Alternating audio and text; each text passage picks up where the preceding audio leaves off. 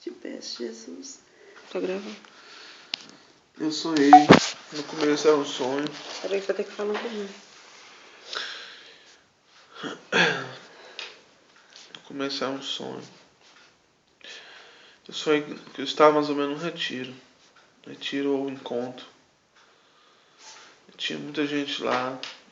E eu sonhei que eu estava num lugar, tipo uma igreja que tinha... Estava em um retiro. Depois eu sonhei que eu estava numa igreja, tipo de onde tu. Só que Em uma igreja. a igreja era como se fosse dentro dela uma esfera que ela ficava girando de igreja para igreja. Uma igreja. E eu entrava numa, entrava na outra e via. Como se fosse. E eu tinha a oportunidade de falar e via as pessoas louvar. Depois voltei de novo pro encontro e voltei pro retiro. Algumas pessoas falam em retiro, outros falam em encontro. E era uma casa grande, cheia de quartos.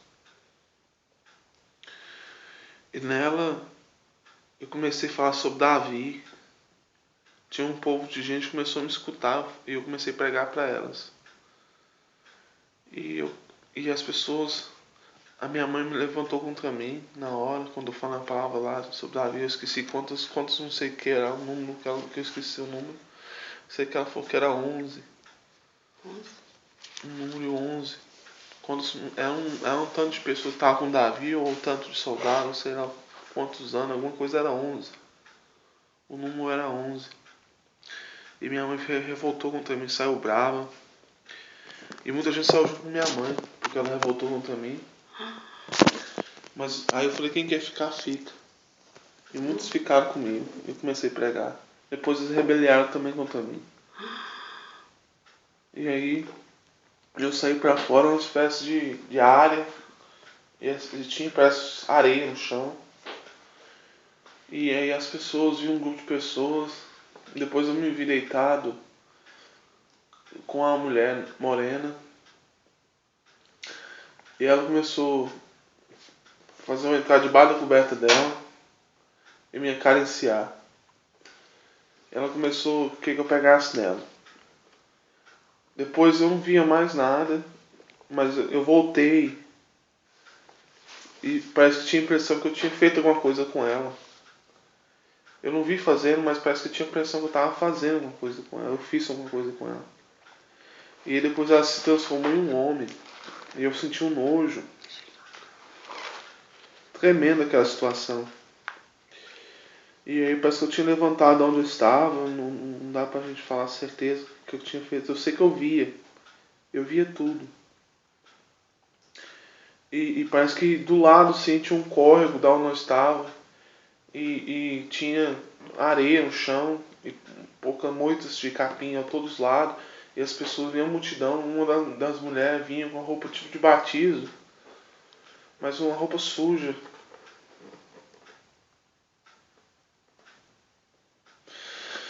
Mas eu tô vendo de novo. Roupa de batismo, roupa suja. Aquelas roupas de batizar. E ela falando assim, eu quero homem. De qualquer forma, eu quero homem. Eu virava pra ela, você vai estar pecando, você tá pecando. Você não pode ser assim. Aí ela, olha, eu quero homem, eu quero homem. Pode ser casado o que for, mas eu quero. Ela não queria querer homem, ela não queria. Mas ela tinha um desejo tão ardente de ter homem. Que ela só falava que queria, estavam gritando. Ela chegou perto da cabana assim. Nessa cabana, ela virou uma cabanona, grandona. E aí, eu entrei dentro dela, parecia um bar, assim, com esse carro dentro do lugar. E as pessoas parece que já tinham pecado bastante. Eu sentia que elas estavam lá dentro, mas elas começaram a fazer orgia, um com as outras. Muita orgia, muita coisa errada. Mas parece que elas, quando eu percebi, elas estavam diferentes. Foi aí que eu vi que elas no suai do carro, assim, na frente do carro, assim, elas se cortavam, pedacinho, pedacinho, cortavam as partes genitais, cortavam os órgãos genitais, o pênis, a vagina, os seios, a língua, os dedos, coisas que elas tinham cometido pecado, elas pecaram contra o seu próprio corpo, então aquelas partes que elas tinham usado para pecar, Onde você tava aí? estavam dentro dessa boate, uma espécie de boate, Ah, tá. de um bar. E aí, quando assim a gente via as pessoas estavam comendo as suas próprias partes. E depois assim, foi se eu visse de novo as pessoas deformadas. Mas deformadas porque elas tinham pegado aquelas partes, aquelas vísceras, vocês têm tudo, tá? Misturado, cortado os dedos, você olhava e só tinha toco de dedo. E elas tinham nas suas bochechas um costurado bem grande, com aquilo tudo lá dentro, as suas pernas estavam esticadas tipo uma espécie de balão, cheio de vísceras dentro dela, costurado.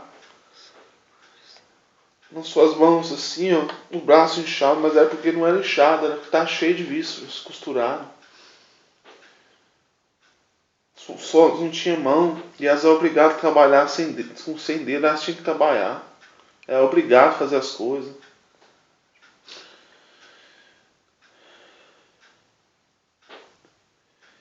E parece, eu olhei assim no braço de uma das pessoas que estava perto de mim, cortadinho assim, um quadradinho cortado no braço dela de fora a fora. Só que estava tão estufado de coisa, e dentro do braço dela tinha um aparelho, tipo um vibrador, de fazer coisas erradas, de fazer coisa imoral. Mas ele dava choque. E a pessoa fazia gemer. Gemer de tanta dor. Era terrível o lugar. Terrível. As pessoas olhavam para outra e só gemia. Às vezes estavam com a boca cheia de coisas, não podiam falar, só gemia. E vi aí então que eu fui entender que havia alguns demônios. Muitos demônios, pequenos. Eles não tinham muita força, mas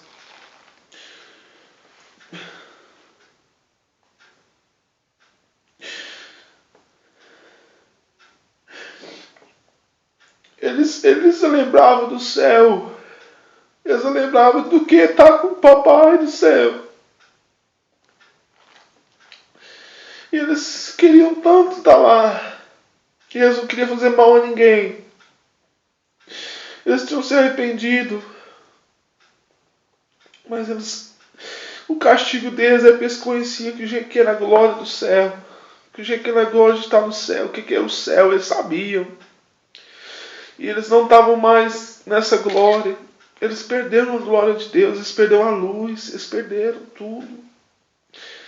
Para eles o castigo maior foi perder isso, porque eles não tinham pecado, eles sabiam que ia andar íntegro, eles sabiam que eles iam andar correto. Eles eram corretos, eles não tinham nenhuma espécie de pecado. Mas esses demônios, eles afligiam as pessoas. Aí eu acordei no meu sonho. E eu não tinha entendido o meu sonho, eu fiquei todo agitado com aquelas coisas que eu tinha visto. Mas aí uma voz falou comigo: assim é o inferno. Assim é o inferno. As pessoas, os pecados que elas praticaram, elas vão sofrer aquele pecado o tempo todo. E depois a revelação vem mais profunda. O Espírito Santo me mostrou que o homem, que a fruto da árvore que ele comeu, eles vão vomitar aquele fruto da árvore que ele comeu. E eles vão ter vida eterna. Mas vida eterna de sofrimento e tortura. É tortura o tempo todo. O tempo todo. Parecia que os demônios, alguns deles, entravam nas pessoas e faziam as pessoas fazer as coisas erradas, cortando, estuprando, o que seja, as outras. As pessoas que suicidaram, elas faziam o mesmo suicídio, mas porque Nós não tinha mais morte ali, as pessoas não tinham mais morte. Elas não sentiam perca de sentido ou nada em sentir a dor, só continuavam a sentir a dor. Elas queriam morrer, queriam morrer para parar daquilo. Elas cediam para morrer, mas não tinha jeito de morrer. E cada vez ficava pior. É como se tivesse tirado todo todo o sistema no nosso corpo de restauração de enfermidade. Quando a gente machuca, o corte cicatriza. Lá não cicatriza o corte. E a mesma dor é a mesma, e ela não para de doer. Quando a pessoa leva um corte ou ela morre por conta que sofreu um acidente, ela perde o sentido e morre, e não sente dor mais. Mas aí que se engana, lá não é assim.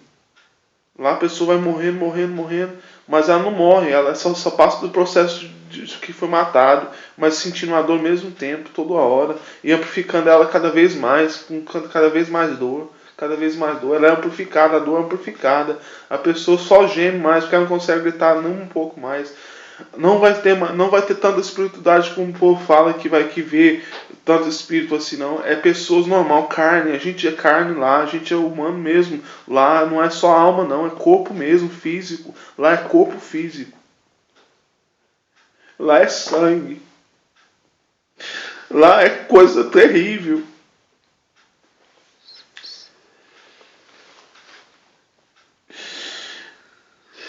Depois eu vi uns demônios.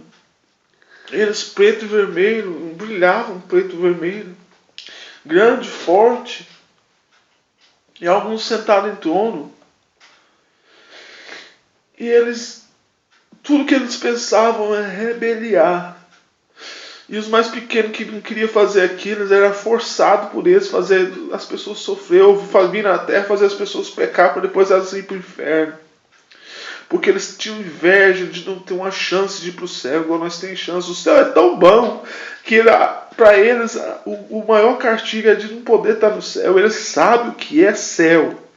Eles sabem o que é céu. E para eles não estar no céu é um castigo maior que ser cortado muitas vezes.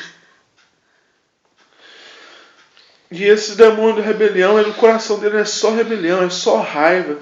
Quando ele olhava as chances que as pessoas têm aqui na terra de aceitar Jesus e não aceita, eles ficavam com fúria, raiva, e mandavam os outros sair correndo para perseguir essa pessoa.